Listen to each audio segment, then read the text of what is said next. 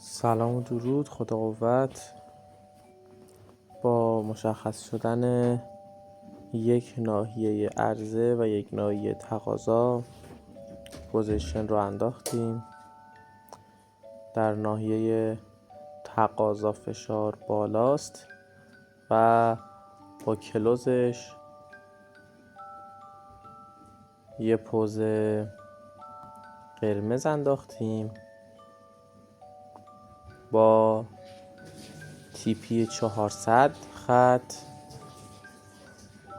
و دارای قدرت روند که هر چقدر هم بالا و پایین میره باز هم روند اون رو به سمت و سوی تارگت هدایت میکنه.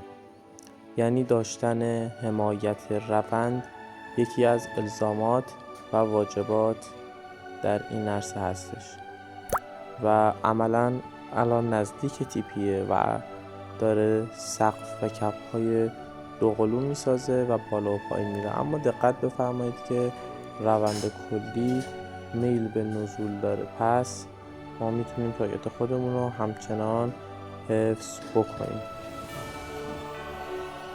و بله، TP 400 هم تاچ میشه چون یه روند ریزشی فرسایشی.